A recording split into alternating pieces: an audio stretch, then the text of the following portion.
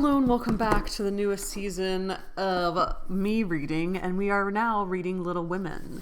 And I just did a quick little glance of like comparing American novels generally to novels like Little Women to novels like Pride and Prejudice and Jane Austen-esque. And obviously Jane Austen was more like satirical about society and making fun, and it's very meta. And Little Women very much focuses on like family, like American novels were very family oriented and like the family dynamics, and often seen as more realistic, focusing on familial struggles. And Jane Austen is very much irony and social commentary. But then this thing, AI, thank you, AI. Little Women sentence but then it gave me an example of this book called, oh shucks, Cranford by Elizabeth Gaskell. So I checked her out. Elizabeth Gaskell. And check it out. Cameras were invented the year that Jane Austen died in 1816. We've got a picture of her. Elizabeth Gaskell. She didn't live very long either. But this book, she died of a heart attack at 55 years old. This book is about a society of all women, and men are mysteriously absent. Cranford, often referred to as Mrs. Gaskell, an English novelist, biographer, and short story writer. Her novels offer detailed studies of Victorian society, including the lives of the very poor. Her first novel, Mary Barton, was published in 1844. Her only biography, The Life of Charlotte Bronte, published in 1857, was controversial and significant in establishing the Bronte's family's lasting fame. Among Gaskell's best-known novels are Cranford, North and South, and Wives and Daughters, all of which have been adapted for television by the BBC. She was born in Chelsea. I am gonna have to read it. I'm gonna have to read some of her work. That's so cool. And then I was gonna Cranford,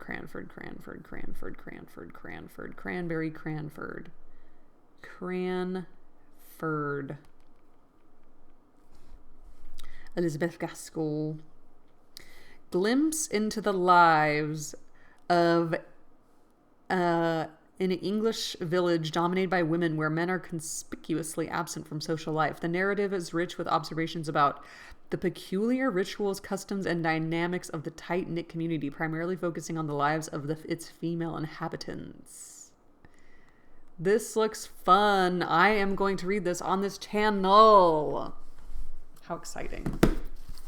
Today we are going to read Chapter 1 of Part 1. Oh, I did look up, like, did they have an estate? How did they make money? And in Little Women, because, I mean, English, it was very much about, like, the estate. So they did have a house that they had to take care of that didn't really make them that much money. And so they had to kind of, like, make money where they were allowed to, like, small gifts and doing things around town. Well, I guess we'll find out, and it'll be interesting to find out together how people in the 1800s of America versus the 1800s of England, how they all made their money, and the Industrial Revolution to come in America versus already came in England. But I mean, not that we like, or I guess in Frankenstein they were using all sorts of. Part 1, Chapter 1, Playing Pilgrims. Christmas won't be Christmas without any presents, grumbled Jo, lying on the rug. It's so dreadful to be poor, sighed Meg, looking down at her old dress. I don't think it's fair for some girls to have plenty of pretty things and other girls nothing at all, added little Amy with an injured sniff. We've got father and mother and each other, said Beth contentedly from her corner. The 4 young faces on which the firelight shone brightened at the cheerful words, but darkened again as Joe said sadly, "We haven't got father, and shall not have him for a long time." She didn't say, perhaps never, but each silently added it, thinking of father far away where the fighting was. Nobody spoke for a minute. Then Meg said in an altered tone, "You know the reason Mother proposed not having any presents this Christmas was because it's going to be a hard winter for everyone, and she thinks we ought to spend money for pleasure. When our men are suffering so in the army, she thinks we ought not to spend money for pleasure. When our men are suffering so in the army, we can't do much, but we can make our little sacrifices, and ought to do it gladly. But I'm afraid I don't." And Meg shook her head as she thought regretfully of all the pretty things she wanted. But I don't think the little we should spend would do any good. Each got $1, and the army wouldn't be much helped by our giving that. It's already like a different cadence and a different tone, and like in American, and it already sounds different to my mouth because I've been reading for the whole entire last year in English, in a British accent. Maybe this is like that North Atlantic accent where it's like kind of British, because they did probably just get off the boat or something. I don't know. How long have they been here? We don't know. People didn't just automatically get off the boat and start speaking with a different accent, right? 1726, they conquered. They have 1692, Oceans of the Ocean Blue. So difficult. We've each got $1, and the army wouldn't be much helped by our giving that. I agree not to expect anything from Mother or you, but I do want to buy Undine and Sintram for myself. I've wanted it so long, said Joe, who was a bookworm. What is Undine and Sintram? Why is this American novel so difficult for me to read, like, from the very beginning? It was like when I started Pride and Prejudice, I remember absolutely not doing well. That iconic line of it is a universal truth acknowledged, blah blah blah. I just really botched it. Undine and Sintram by Frederick de la Montfouque. This work has been selected by scholars as being culturally important and is part of the knowledge base of civilization as we know it. The work is in the public domain of the United States of America. Okay, so it's under public domain. And possibly other nations. Within the United States, you may freely copy and distribute this work. Okay. Whoa. 2 separate works by a German author who, with distinct meanings. Undine is a novella about a water spirit gaining a human soul by marrying a knight, exploring themes of the supernatural versus the earthly and human nature's inability to appreciate what is purely unearthly. Sintram and his companions is a fairy tale inspired by Durer engraving about a knight whose lifelong companions are symbolic representations of death and the devil, and who must navigate his life's challenges and temptations to achieve salvation. Oh my gosh.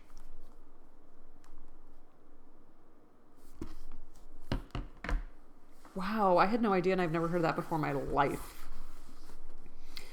Okay, so Joe wants Undine and Sintram. How old is she? How does she know about this? I plan to spend mine in new music, said Beth, with a little sigh. Oh, I plan to spend mine in new music, said Beth with a little sigh, which no one heard but the hearth brush and the kettle holder. I shall get a nice box of Faber's drawing pencils. I really need them, said Amy decidedly. Mother didn't say anything about our money, and she won't wish us to give up everything. Let's each buy what we want and have a little fun.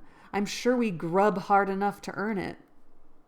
We grub hard enough to earn it, cried Joe, examining the heels of her boots in a gentlemanly manner. I know I do, teaching those dreadful children nearly all day when I'm longing to enjoy myself at home, began Meg in the complaining tone again. You don't have half such a hard a time as I do, said Joe. How would you like to be shut up for hours with a nervous, fussy old lady who keeps you trotting, is never satisfied, and worries you till you're ready to fly out the window or box her ears? It's naughty to fret, but I do think washing dishes and keeping things tidy is the worst work in the world. It makes me cross, and my hands get so stiff. I can't practice good a bit. And Beth looked at her rough hands with a sigh that anyone could hear that time. I don't believe any of you suffer as I do, cried Amy, for you don't have to go to school with impertinent girls who plague you if you don't know your lessons and laugh at your dresses and label your father if he isn't rich and insult you when your nose isn't nice. If you mean libel, I'd say so, and not talk about labels, as if Pa was a pickle bottle, advised Joe, laughing. I know what I mean, and you needn't be satirical about it. It's proper to use good words and improve your vocabulary, returned Amy with dignity. She said vocabulary. Don't peck at one another, children. Don't you wish we had the money Papa lost when we were little, Joe? Dear me, how happy and good we'd be if we had no worries, said Meg, who could remember better times. You said the other day you thought we were a deal happier than the King children, for they were fighting and fretting all the time, in spite of their money. So I did, Beth. Well, I guess we are, for though we do have to work, we make fun of ourselves and are a pretty jolly set, as Joe would say. Joe does use such slang words, observed Amy, with a reproving look at the long figure stretched on the rug. Joe immediately sat up, put her hands in her apron pockets, and began to whistle. Don't, Joe, it's so boyish. That's what I do. No, that's why I do it. I detest rude, unladylike girls. I hate affected niminy-piminy chits. Birds in their little nests agree, sang Beth, the peacemaker, with such a funny face that both sharp voices softened to a laugh, and the pecking ended for that time. Really, girls, you are both to be blamed, said Meg, beginning to lecture in her elderly, sisterly fashion. You are old enough to leave off boyish tricks and behave better, Josephine. It didn't matter so much when you were a little girl, but now you are so tall and turn up your hair, you should remember that you are a young lady. I ain't. And if turning up my hair makes me one, I'll wear it in 2 tails till I'm 20, cried Joe, pulling off her net and shaking down her chestnut mane. I hate to think I've got to grow up and be Miss March and wear long gowns and look as prim as a chinaster? A chinaster. It's bad enough to be a girl anyway, when I like boys' games and work and manners. I can't get over my disappointment at not being a boy, and it's worse now than ever, for I'm dying to go and fight with Papa, and I can only stay at home and knit like a poky old woman. And Joe shook the blue army sock till the needles rattled like castanets, and her ball bounded across the room. Poor Joe. It's too bad. But it can't be helped, so you must try to be contented with making your name boyish. And playing brother to us girls, said Beth, stroking the rough head with a hand that all the dishwashing and dusting in the world could not make ungentle in its touch. As for you, Amy, continued Meg, you are altogether too particular and prim. Your airs are funny now, but you'll grow up an affected little goose if you don't take care. I like your nice manners and refined way of speaking when you don't try to be elegant, but your absurd words are as bad as Joe's slang. If Joe is a tomboy and Amy a goose, what am I, please? Asked Beth, ready to share the lecture. You're a dear and nothing else, said Meg warmly, and no one contradicted her, for the mouse was the pet of the family. As young readers like to know how people look, we will take this moment to give them a little sketch of the 4 sisters who sat knitting away in the twilight while the December snow fell quietly without, and the fire crackled cheerfully within. It was a comfortable old room, though the carpet was faded and the furniture very plain, for a good picture or two hung on the walls, books filled the recesses, chrysanthemums and Christmas roses bloomed in the windows, and a pleasant atmosphere of home peace pervaded it. Margaret, the eldest of the four, was 16 and very pretty, being plump and fair, with large eyes, plenty of soft brown hair, a sweet mouth, and white hands, of which she was rather vain. 15-year-old Joe was very tall, thin, and brown, and reminded one of a colt, for she never seemed to know what to do with her long limbs, which were very much in her way. She had a decided mouth, a comical nose, and sharp gray eyes which appeared to see everything, and were by turns fierce, funny, or thoughtful. Her long, thick hair was her one beauty, but it was usually bundled into a net to be out of her way. Round shoulders had Jo, big hands and feet, a flyaway look to her clothes, and the uncomfortable appearance of a girl who was rapidly shooting up into a woman and didn't like it. Elizabeth, or Beth, as everyone called her, was a rosy, smooth-haired, bright-eyed girl of 13, with a shy manner, a timid voice, and a peaceful expression which was seldom disturbed. Her father called her Little Tranquillity, and the name suited her excellently, for she seemed to live in a happy world of her own, only venturing out to meet the few whom she loved and trusted. Amy, though the youngest, was the most important person, in her own opinion at least. A regular snow maiden with blue eyes and yellow hair curling on her shoulders, pale and slender, and always carrying herself like a young lady mindful of her manners. What the characters of the four sisters were, we will leave to be found out. The clock struck 6, and having swept up the hearth, Beth put a pair of slippers down to warm. Somehow the sight of the old shoes had a good effect upon the girls, for Mother was coming, and everyone brightened to welcome her. Meg stopped lecturing and lit the lamp. Amy got out the easy chair without being asked, and Jo forgot how tired she was as she sat up to hold the slippers nearer to the blaze. "They are worn out. Marmee must have a new pair." "I thought I'd get her some with my $1," said Beth. "No, I shall," cried Amy.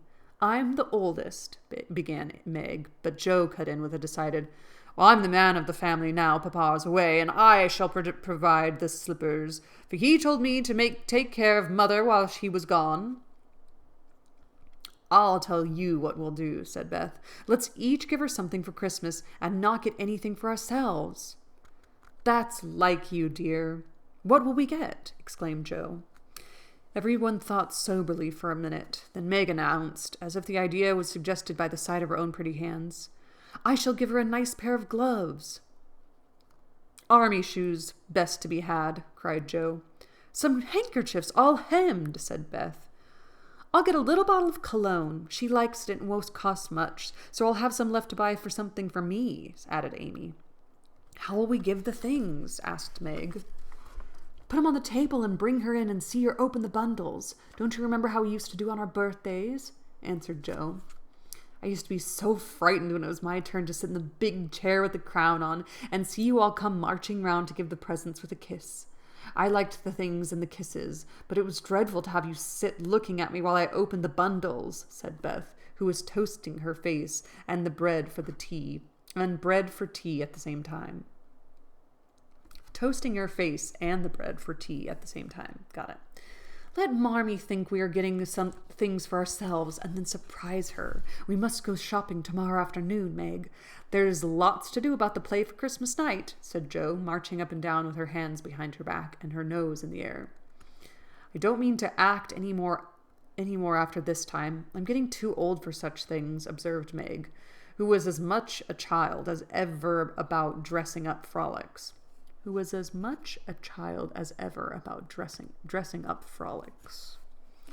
"You won't stop, I know. As long as you can trail around in your white gown with your hair down and wear gold paper jewelry, you are the best actress we've got. And there'll be an end of everything if you quit the boards," said Jo. "We ought to rehearse tonight. Come here, Amy, and do the fainting scene, for you are as stiff as a poker in that."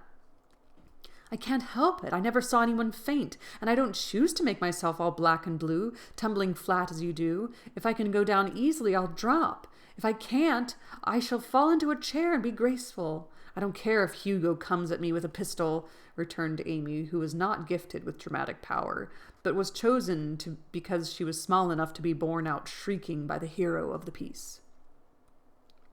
Do it this way. Clasp your hands so, and stagger across the room crying frantically, Rodrigo, save me, save me! And away went Joe with a melodramatic scream, which was truly thrilling.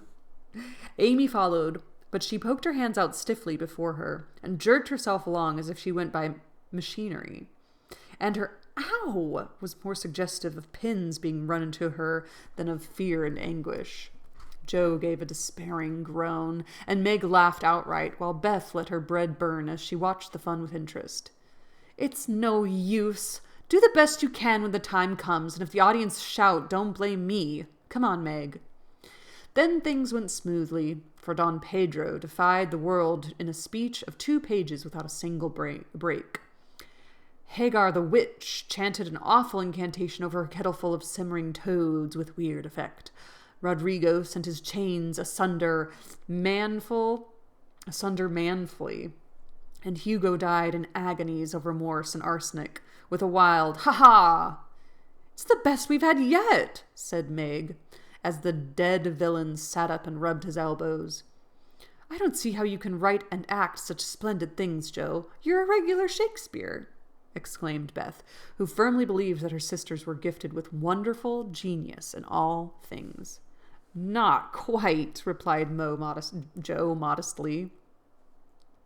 "I don't think the witch's curse and operatic tragedy is rather a nice thing, but I'd like to try Macbeth, if we only had a trapdoor for Banquo.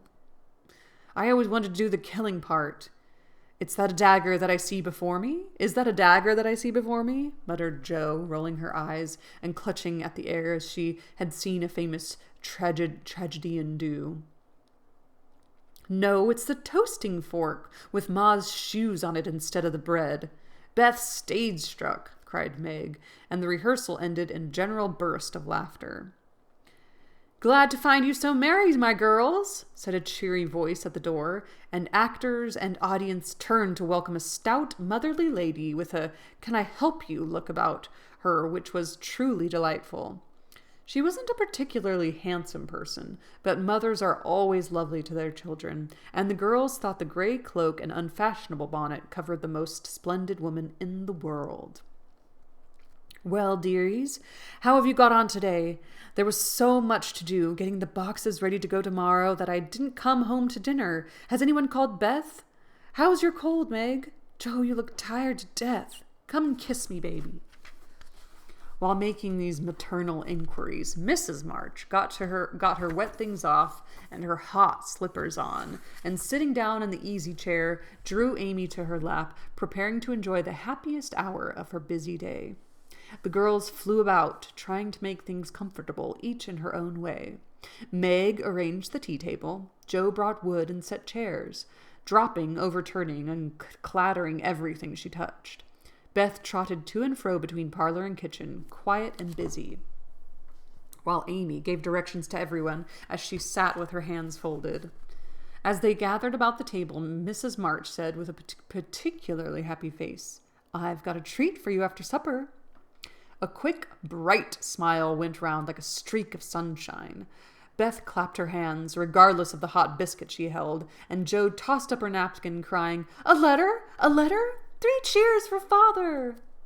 "Yes, a nice long letter. He is well, and thinks he shall get through the cold season better than we feared. He sends all sorts of loving wishes for Christmas, and an especial message to you girls," said Mrs. March, patting her pocket as if she had got a treasure there. "Hurry up and get done! Don't stop to quirk your little finger and prick over your plate, Amy," cried Joe, choking on her tea and dropping her bread, butter side down, on the carpet in her haste to get at the treat. Beth ate no more, but crept away to sit in her shadowy corner and brood over the delight to come, so the others were ready. I think it was so splendid of Father to go as a chaplain, when he was too old to be drafted, and not strong enough for a soldier, said Meg warmly. Don't I wish I could go as a drummer, a vivin? What's its name? Or a nurse, so I could be near him and help him, exclaimed Joe with a groan. It must be very disagreeable to sleep in a tent and eat all sorts of bad-tasting things and drink out of a tin mug, sighed Amy. When will he come home, Marmee? Asked Beth with a little quiver in her voice. Not for many months, dear, unless he is sick. He will stay and do his work faithfully as long as he can, and we won't ask for him back a minute sooner than he can be spared. Now come and hear the letter. They all drew to the fire, Mother in a big chair with Beth at her feet, Meg and Amy perched on either arm of the chair, and Joe leaning on the back, where no one would see any sign of emotion if the letter should happen to be touching. No one would see any sign of emotion if the letter should happen to be touching. Touching. Oh, I see. Very few letters were written in those hard times that were not touching, especially those which fathers sent home. In this one, little was said of the hardships endured, the dangers faced, or the homesickness conquered. It was a cheerful, hopeful letter, full of lively descriptions of camp life, marches, and military news, and only at the end did the writer's heart overflow with fatherly love and longing for the little girls at home.